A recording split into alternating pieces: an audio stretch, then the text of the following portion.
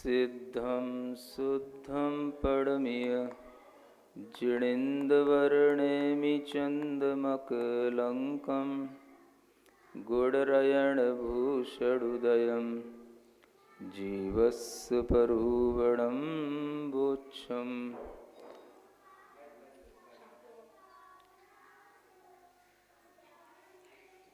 गोमट्टसार जीवकांड ग्रंथराज में स्वाध्याय करते हुए इंद्रिय मार्गणा का वर्णन चल रहा था। आप सभी लोग जानते हैं 5 प्रकार की इंद्रियां होती हैं। जो इंद्रियां भावेंद्रिय और द्रव्येंद्रिय के रूप में हम सभी को उपलब्ध होती हैं। जिन कर्मों के क्षयोपशम आदि से वह इंद्रियां उत्पन्न होती हैं वह भावेंद्रिय कहलाती हैं। और जो हमें इंद्रियों के आकार, आँख के, नाक के जो ऊपर हमें दिखाई देते हैं, इन आकारों की जो रचना होती है इसी को हम द्रव्येंद्रिय कहते हैं। इन भावेंद्रिय और द्रव्येंद्रिय के लिए जिन कर्मों का क्षयोपशम होता है उसकी चर्चा पहले की जा चुकी है।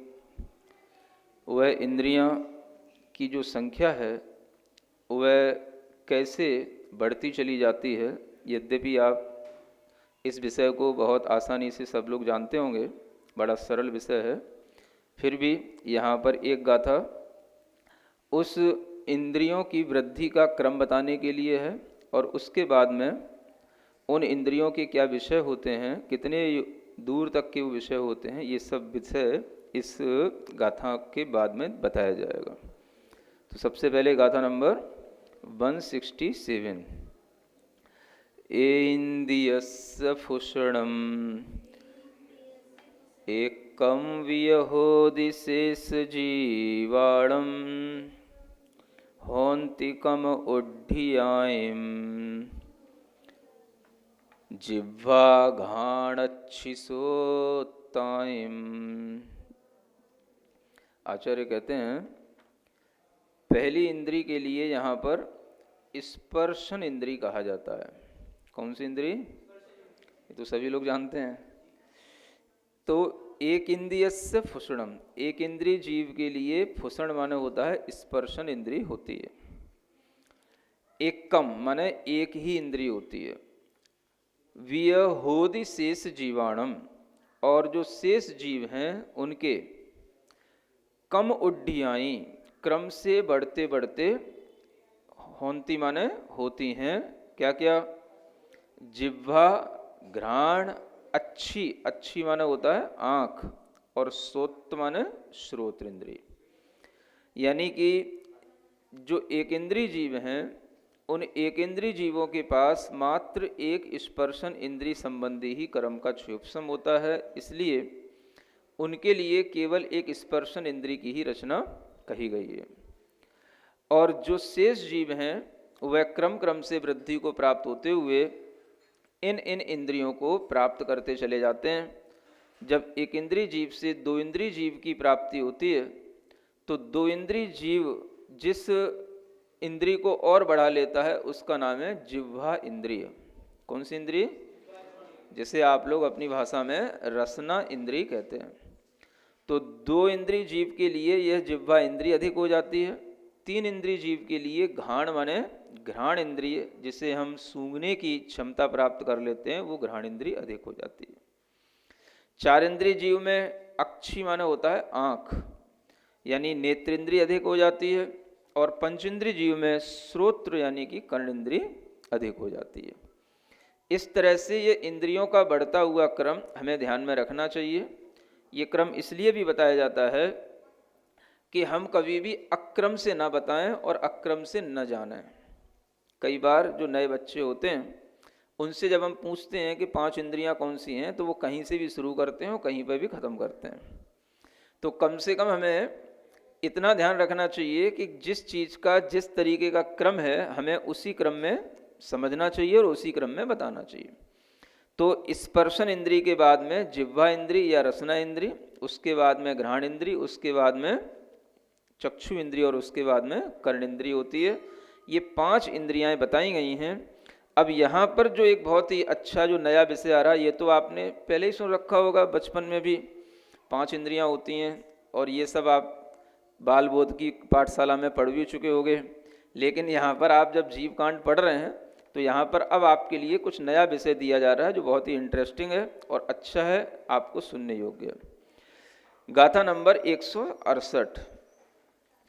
धनुवीषण दशय कदी जोयण छादाल हीणति सहस्सा अट्ठ सहस्र धनुणम विषया दुगुणा असन्निति। यहाँ पर इंद्रियों के विषय बताए जा रहे हैं, किस इंद्री का कितना विषय क्षेत्र होता है, यानी जो इंद्रियों के हमें क्षयोपशम प्राप्त होते हैं, उस क्षयोपशम के माध्यम से हम उस इंद्री से संबंधित विषय को कितनी दूर तक का ग्रहण कर सकते हैं। क्या समझे? इंद्रियां तो यहीं रहेंगी जहां हमारा शरीर है, लेकिन जो इंद्री का विषय है वो हम कितनी दूर तक का ग्रहण कर सकते हैं, वो हमारे भीतर के उस कर्म के क्षयोपशम पर रहता है, जिस कर्म के क्षयोपशम से वो इंद्रियां बनी हैं। तो वह क्षयोपशम सब जीवों के अलग अलग भी होते हैं। स्पर्शन इंद्री का क्षयोपशम कितना अधिक हो सकता है किन किन जीवों में, और वह क्षयोपशम किस ढंग से वृद्धि को प्राप्त होता रहता है आगे आगे की इंद्री वाले जीवों में, ये भी बताया जाएगा। इसी तरीके से रसना इंद्री का, इसी तरीके से घ्राण चक्षु और श्रोत इंद्री का। तो ये जो इंद्रियों के क्षयोपशम है, इसके माध्यम से हम दूर तक की वस्तु को ग्रहण कर सकते हैं। यानी कि जैसे रसना इंद्रिय है, आपकी रसना इंद्री आपके पास में है, लेकिन उसके पास में इतना क्षयोपशम हो सकता है कि वो कई योजनों तक की दूर की वस्तु का भी आस्वादन यहीं बैठे बैठे ले सकती है। समझ आ रहा है? आपके लिए जैसे मान लो घ्राण इंद्रिय है, यहां पर बैठे बैठे ही आप कहीं दूर की वस्तु को भी सूंघ सकते हो। आप यहां बैठे हो, आप कितनी दूर का देख सकते हो, कितनी दूर का सुन सकते हो, ये सब डिपेंड करता है हमारे भीतर के कर्म के क्षयोपशम के ऊपर। तो उसी कर्म के क्षयोपशम का ज्ञान देने के लिए यहां पर आचार्य कहते हैं धनु माने ये धनुष के रूप में कहा जा रहा है। 20 दशय कदी, इनका आपको वर्ग करना है, 20 का, 8 का और 10 का। जोयन, ये योजनों में, छादाल हीण तिसहस्सा, यानी 3000 में 46 कम कर देना, 8 सहस्र धनुणम, और 8000 धनुष, ये विषय हैं दुगुणा असन्निति, दुगने दुगने असंगी तक इन विषयों को ले जाना। कुछ समझ आया? नहीं आया? अब आपको समझने के लिए थोड़ा सा ये सहारा लेते हैं कि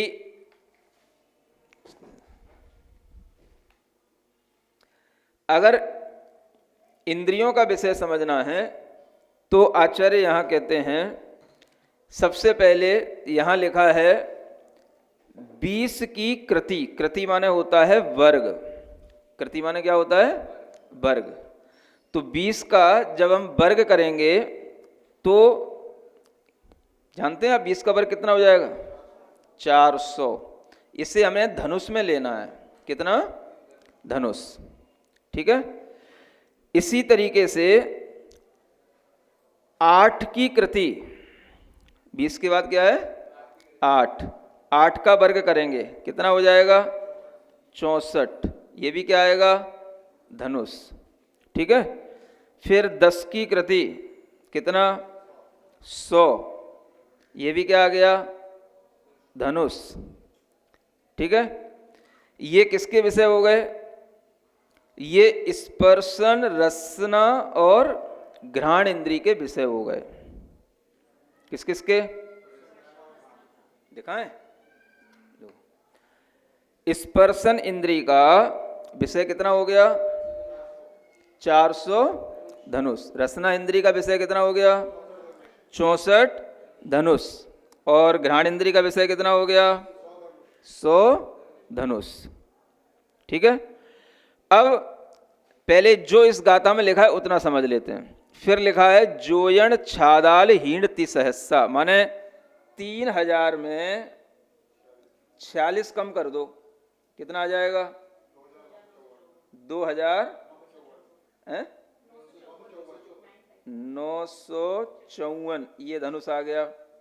ये हो गया 4 इंद्री का। ये किसका हो गया? 4 इंद्री का, चक्षु इंद्री का विषय हो गया।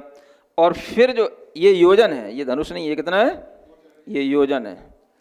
और फिर पंचेंद्री में 8 सहस्र धनुणम, यानी 8000 धनुष। ये किसका? ये कर्ण इंद्री का विषय आ गया। ठीक है ना?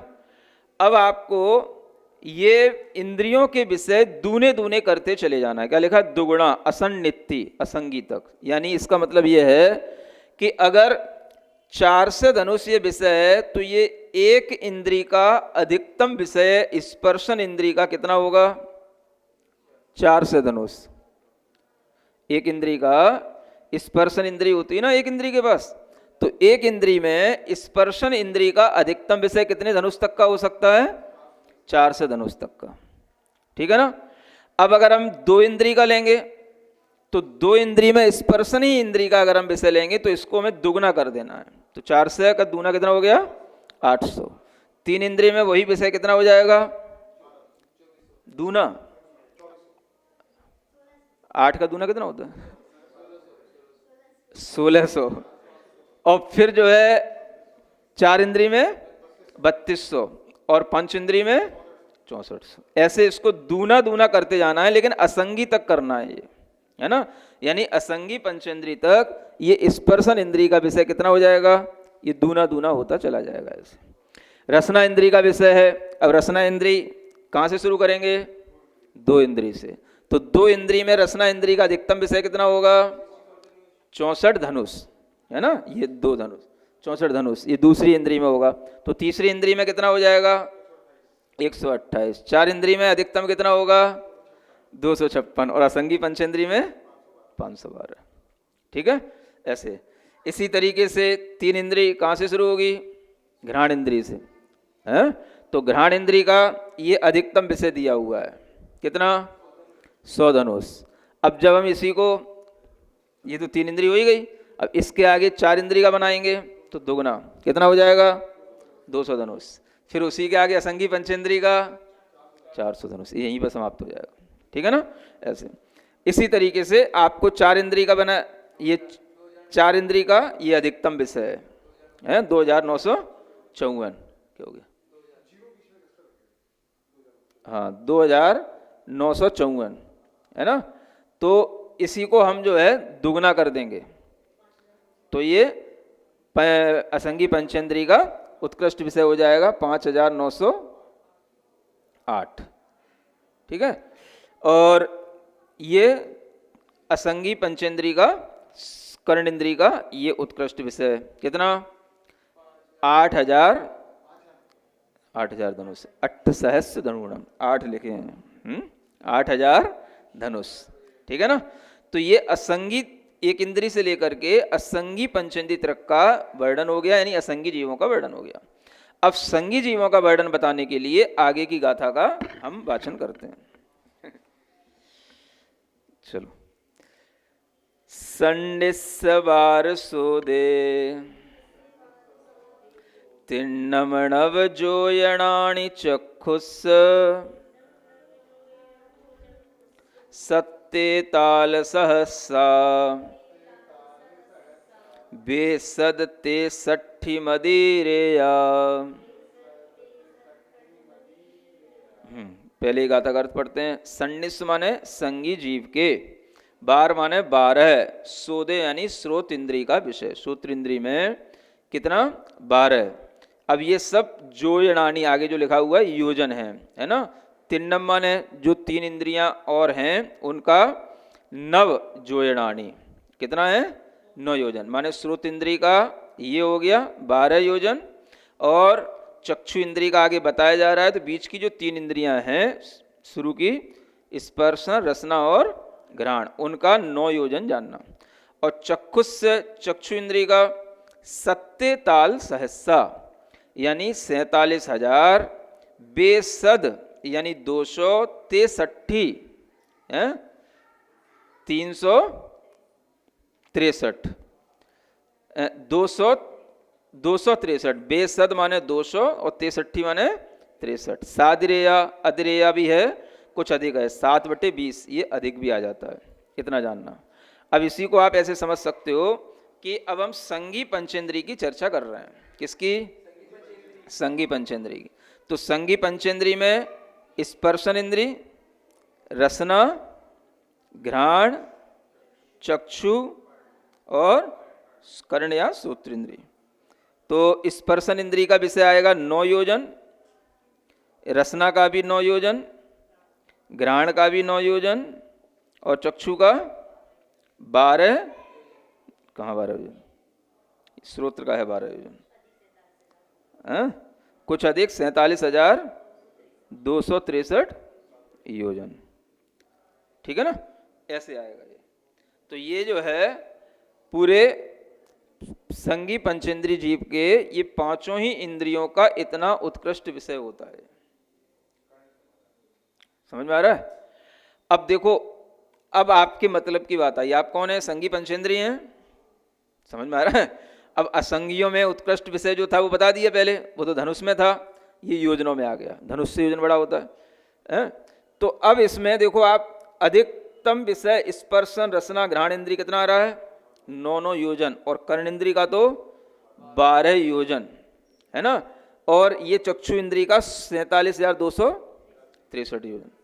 अब आप समझें कि अब इसमें हम अगर देखें तो सबसे जो अभी हमें समझने की चीज़ है वो ये चक्षु इंद्री का विषय है ना, जो आगे बताया जाएगा कि ये चक्षु इंद्री के माध्यम से हम 47,263 योजन दूर रखी हुई वस्तु को भी देख सकते हैं, लेकिन इसके लिए हमारे पास में उत्कृष्ट क्षयोपशम होना चाहिए। समझ में आ रहा है? अब ये उत्कृष्ट क्षयोपशम इतना अधिक हो सकता है, मतलब कि आंखें तो सबके पास हैं, लेकिन सबकी आंखें एक जैसी नहीं देख सकती हैं। अब ये जो इतना उत्कृष्ट विषय है, इसको देखने वाले कौन होते हैं? तो आचार्य कहते हैं जब ये अवसर्पणी काल प्रारंभ होता है तो उस समय पर जो प्रथम तीर्थंकर होते हैं या उनके जो पुत्र जो प्रथम चक्रवर्ती हुए हैं, ऐसे जो चक्रवर्ती आदि हैं, इनके लिए ये उत्कृष्ट विषय मिलता है। समझो, उनकी आंख में, मतलब कि आंख तो आंख ही है, लेकिन भीतर उस चक्षु इंद्रिय आवरण कर्म का क्षयोपशम इतना तीव्र होना कि उससे इतनी योजन दूर तक की वस्तु को भी देख पाना। समझ में आ रहा है?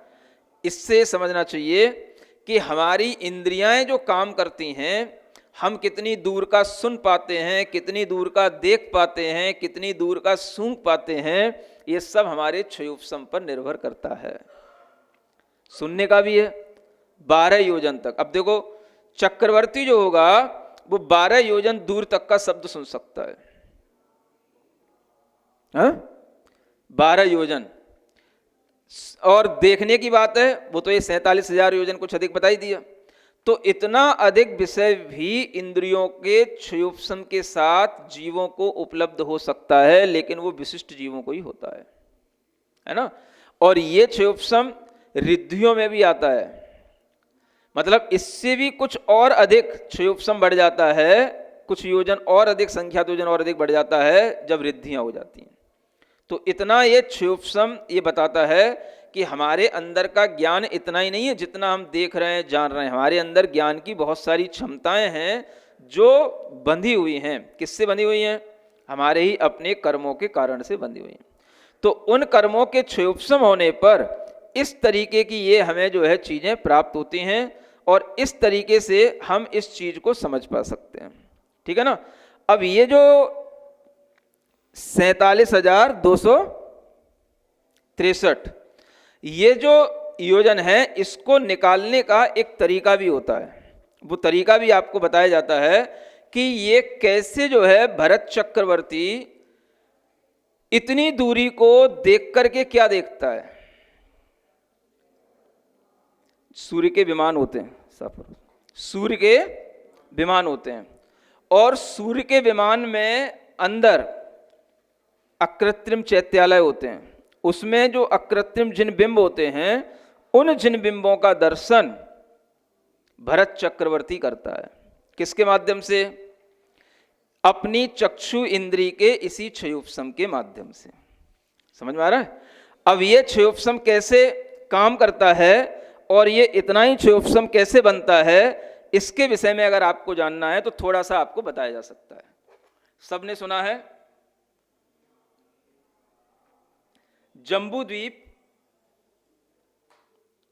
और जम्बू द्वीप में अगर हम देखें कि जो सूर्य गमन करता है, वह सूर्य के गमन का जो, ये मान लो इसका सेंटर हो गया, है ना, और जम्बू द्वीप में जो सूर्य गमन करता है उसमें 180 योजन इधर छोड़ करके और 180 योजन इधर छोड़ करके ये सूर्य के गमन का 4 क्षेत्र कहलाता है। क्या समझे? जम्बूद्वीप कितना बड़ा होता है? इसका विस्तार कितना है? 1,00,000 योजन। कितना होता है? पता है कि नहीं? ये विस्तार का मतलब ये समझ लो, ये ऐसे समझाते हैं तुमको। ये क्या हो गया? ये जो डिस्टेंस है ये कहलाएगी डायमीटर इसका, ये 1,00,000 योजन। ये किसका? जम्बूद्वीप का है, ठीक है ना। अब इस जम्बूद्वीप में जब सूर्य भ्रमण करता है तो इधर 180 योजन इधर छोड़ दो, ये कितना है ये, और इसी तरीके से 180 योजन ये 180 योजन और ये 180 योजन, इतना छोड़ करके ये सूर्य जो है भ्रमण करता है। अब जब यहां से जब ये सूर्य भ्रमण करता है तो इस सूर्य के भ्रमण में, अब ये जम्बूद्वीप है तो जम्बूद्वीप में भरत क्षेत्र कहां है? सबसे नीचे। ये मान के चलो ये हो गया आपका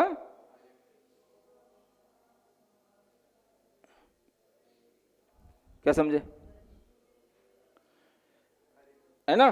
अब इसी में जो है पर्वत होते हैं, तो एक जो है पर्वत आता है और उस पर्वत के साथ में इसका उदय होते हुए ये जो सूर्य है वो अपना अब इतनी परिधि के साथ में यहां से चक्कर लगाएगा ये, ठीक है।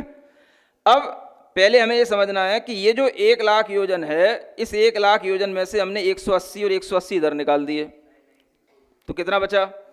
1,00,000 में से अगर आप 360 कम कर देंगे तो कितना बन जाएगा? 99640 योजन, इतना बचेगा ये, ठीक है ना।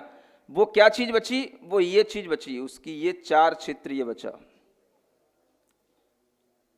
ये जो चीज बची ये 4 क्षेत्र बचा, ठीक है ना। अब ये इसका जो क्षेत्र है, ये तो अभी क्षेत्र एक तरीके का, इसका एक डायमीटर आ गया, ये क्या आ गया इसका, जिसमें उसको भ्रमण करना है। अब हम इसकी परिधि निकालेंगे, ये परिधि होती है, ठीक है ना।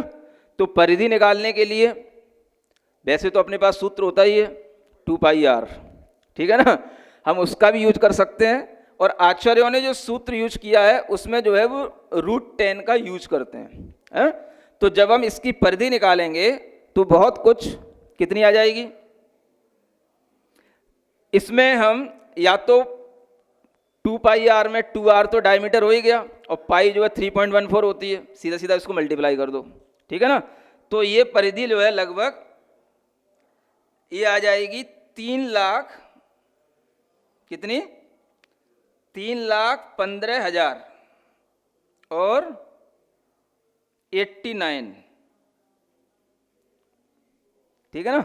इतना समझ के चलो, इसको अपन संख्या में लिखेंगे तो ऐसे लिख सकते हैं 3,15,089, ऐसा बनेगा ये 89, ठीक है। 89 कुछ लोगों को समझ नहीं आता इसलिए 89 बोलना पड़ता। तो ये जो है इसकी परिधि आ गई, इतने योजन की परिधि होगी। ये परिधि कौन सी हो गई? ये वाली परिधि होगी, ये पूरी परिधि, ठीक है ना। समझ आ रहा है? अब देखो सूर्य जो है इतनी परिधि का चक्कर जो लगाता है, इसको लगाने में इसको 2 दिन रात लगते हैं। कितने? 2 दिन रात लगते हैं। 2 दिन रात का मतलब हो गया, एक दिन में 30 मुहूर्त होते हैं तो 2 दिन में 60 मुहूर्त हो जाते हैं। कितने? 60 मुहूर्त। इसका मतलब ये हो गया कि अगर 60 मुहूर्त में ये इतने योजन क्षेत्र भ्रमण करता है जी, सूर्य कितने? 60 मुहूर्त में 3 लाख, ये इतने योजन क्षेत्रीय भ्रमण करता है। ठीक है ना। अब इसका एक गणित यह है कि जब सूर्य भ्रमण करता है तो इस सूर्य के भ्रमण के समय पर, ये जब सूर्य भ्रमण करते हुए, इसमें लोग कंफ्यूजन हो जाएंगे, इसको हटाना, बीच वाले को हटाना। जब सूर्य भ्रमण करता है तो भ्रमण करते हुए उसकी परिधि पर बीच में अयोध्या आती है। अयोध्या कहाँ आती है? बीच में। तो जब सूर्य भ्रमण करते हुए उस कर्क संक्रांति का जो समय होता है, उस समय पर यहाँ पर जो दिन होता है वो होता है 18 मुहूर्त का। पूरे दिन रात कितने होते हैं? 30 मुहूर्त के होते हैं। और सूर्य का जिस समय पर दिन का समय होता है वो होता है उस 18 मुहूर्त का। यानी कभी 18 मुहूर्त का दिन होता है तो 12 मुहूर्त की रात्र होगी, है ना।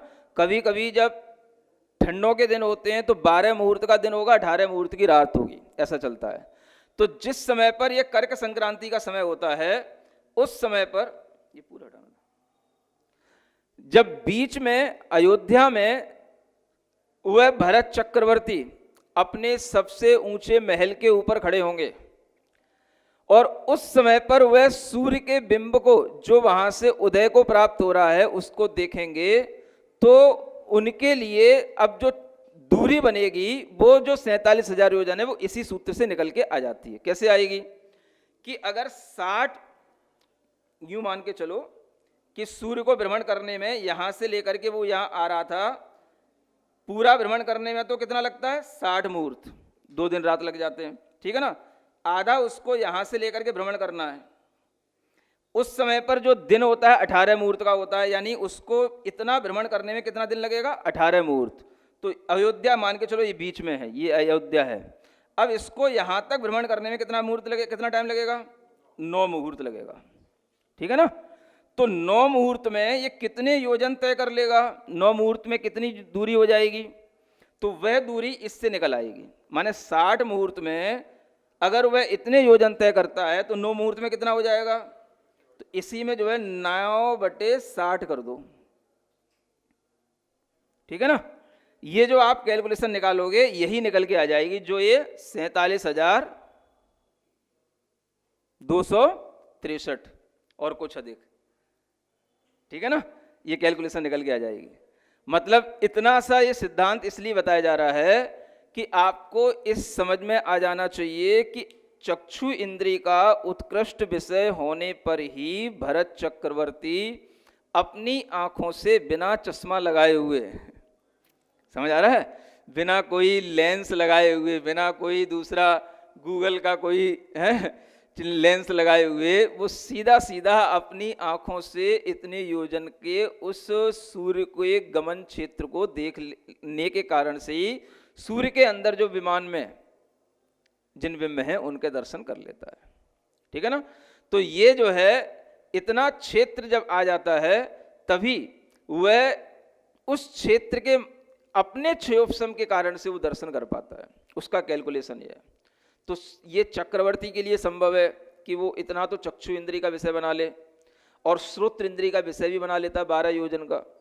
समझ आ रहा है। उसकी बहुत बड़ी कटक होता, कटक जानते हो, जहाँ पर सेनाएं रहती हैं, जैसे हाथी हैं, घोड़े हैं, बहुत सारे पैदल यात्री और बहुत सारे उसके और वाहन होते हैं।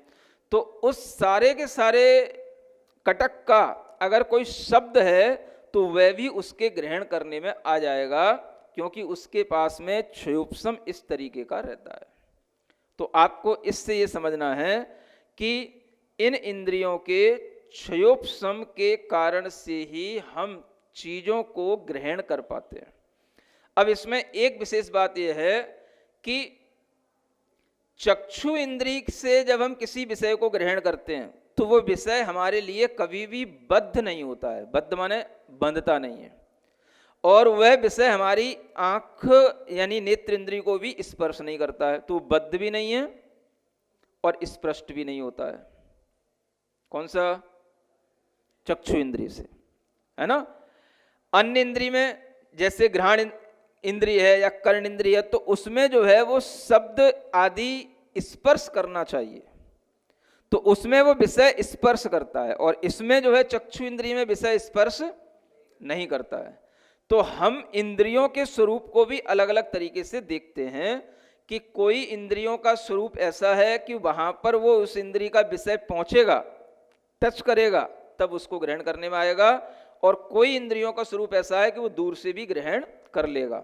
लेकिन जब ये क्षयोपशम प्राप्त हो जाता है तो इस क्षयोपशम के माध्यम से वह दूर पर रखी हुई चीज को भी अपनी इंद्रिय के क्षयोपशम से भी ग्रहण करने की उसके अंदर एक आकर्षण की क्षमता आ जाती है, जिसके माध्यम से वह दूर की वस्तु को सुन भी सकता है और रसना आदि इंद्रिय के माध्यम से उसका इस रस भी ले सकता है। इतना उसके अंदर ये क्षमता आ जाती है। इसलिए इन इंद्रियों के विषय, ये दूरगामी विषय हमको यहाँ बताए गए। ठीक है ना। तो आज आप लोगों को केवल इतना ही समझना है कि कौन सी इंद्रिय के कितने ये विषय अधिक अधिक होते हैं, और इन इंद्रिय के विषयों के माध्यम से हम ये समझ लें कि हमारे पास में आज जो क्षयोपशम है वो बहुत ही एक तरीके से जघन्य भी नहीं है, लेकिन मिडिल क्वालिटी का है, और उसके माध्यम से हम अपने अंदर ये समझ सकते हैं कि क्षयोपशम की वृद्धियां भी संभव हैं, जिसका ज्ञान हमें इस ग्रंथ के माध्यम से दिया गया है। आज के लिए इतना ही पर्याप्त।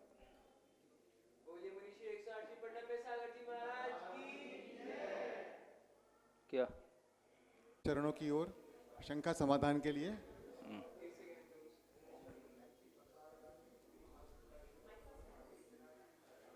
नमोस्तु गुरुदेव। जेके जैन कृष्णनगर दिल्ली से पूछते हैं, क्या देवों को भय संज्ञा होती है? यदि हाँ तो किस कारण होती है? देवों को भी भय संज्ञा इसलिए संभव है क्योंकि देव परिग्रह से रहित नहीं हो गए। जहाँ कहीं पर भी परिग्रह होता है वहाँ पर भय संज्ञा भी होती है, ऐसा हमने गुरुमुख से सुना है। तो भय संज्ञा का कारण जो परिग्रह है वो देवों पर भी विद्यमान है, और भय संज्ञा इसलिए भी उनके अंदर है क्योंकि अभी वो कसाय और नौ कसाय से भी रहित नहीं हो गए। भय भी एक नौ कसाय है, तो भय संज्ञा उनके अंदर होती है। अब वो किस रूप में होती है? अनेक रूपों में होती है। बड़ी रिद्धि वाला जो देव होता है वो छोटी रिद्धि वाले देव को किसी भी तरीके से परेशान कर सकता है, और जो छोटी रिद्धि वाला देव है वह भय खाता है बड़ी रिद्धि वाले देव से। ये भय संज्ञा के कारण से हम उसके अंदर के भय को देख सकते हैं। तो इस तरीके से भय संज्ञा देवों में भी जाननी चाहिए, और इसके रूप हमें देखने को मिलते हैं। अनीता जैन राधेपुरी दिल्ली से, नमोस्तु महाराज श्री। मेरा प्रश्न है, आपने बताया सांतर मार्गणा में अपर्याप्त मनुष्य का उत्कृष्ट काल पल्य का असंख्यतावा भाग है, तो यह समझ में नहीं आया। मनुष्यों के शरीर में समूर्छन जीव पैदा होते रहते हैं, समझाने की कृपा करें। हाँ, ये शंका बहुत अच्छी है, और इस तरीके का विचार हमारे मन में भी था कि कोई ना कोई इस तरीके की शंका पूछेगा। अब समाधान हमें यही समझ में आता है कि कभी हो सकता है कि ऐसा कोई समय आता है जिस समय में सम्मूर्छन अपर्याप्त मनुष्यों का जन्म रुक जाता है, नहीं होता है, और वह अगर अधिकतर रुका रहेगा तो कितने काल तक? तो पल्य के असंख्यात भाग काल तक रुका रहेगा। तो ये संभव है। अब ये समय कब आता है, कैसे आता है, ये तो केवल ही भगवान जाने, क्योंकि इसके बारे में कोई भी वर्णन शास्त्रों में मिलता नहीं है। सांतर मार्गणा का वर्णन मिलता है, तो ये कभी संभावना है कि इतना इसमें अंतर पड़ सकता है। अब ये अंतर पड़े ही, ये कोई जरूरी नहीं होता है, लेकिन अगर पड़ेगा अंतर तो इतने काल तक अधिक पड़ सकता है। तो इससे हम ये समझ सकते हैं कि कभी कोई ऐसा टाइम आ सकता है किसी ना किसी समय पर कि सम्मूर्छन इन अपर्याप्त मनुष्यों की उत्पत्ति मनुष्य के शरीर में नहीं होती है। तो यही सोच करके हमें अपने ज्ञान को यहाँ पर अभी विराम देना पड़ेगा। इससे ज़्यादा कोई भी आगम उपलब्ध नहीं है, इसलिए नहीं कुछ कहा जा सकता है।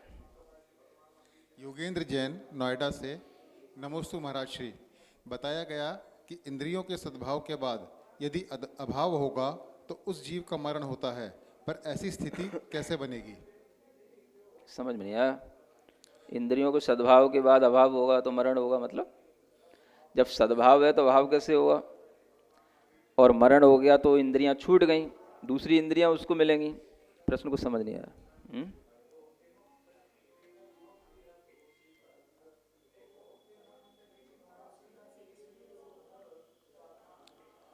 विजया जैन सूरत से। नमोस्तु महाराज श्री, मेरी जिज्ञासा है, जगत श्रेणी सात राजू आपने कहा है, लोक तो 14 राजू है, क्या अधोलोक से नहीं लेंगे? ये तो हम मध्य बिंदु से, लोक के मध्य बिंदु से लेंगे। लोक के मध्य बिंदु से नीचे भी या सीधी तिरछी भी जो हम एक लाइन खींचेंगे, वो 7 राजू की जो लाइन होगी उसको जगत श्रेणी कहेंगे। अगर वो 14 राजू की है तो वो 2 जगत श्रेणी कहलाएंगी। इस तरीके से हमें उसका गणित समझना चाहिए। नमोस्तु महाराज श्री। बोलो प्रणम्य सागर जी महाराज की जय। ठीक। आइए जीण वाणी पढ़ो।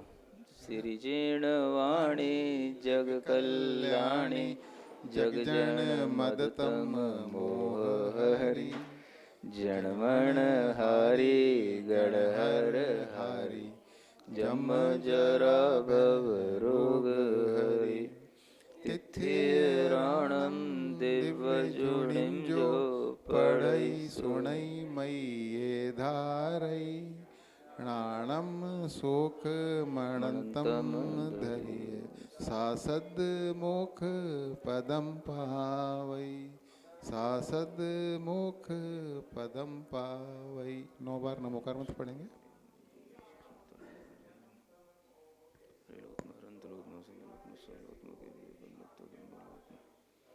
तारी शरण सिमरन शरण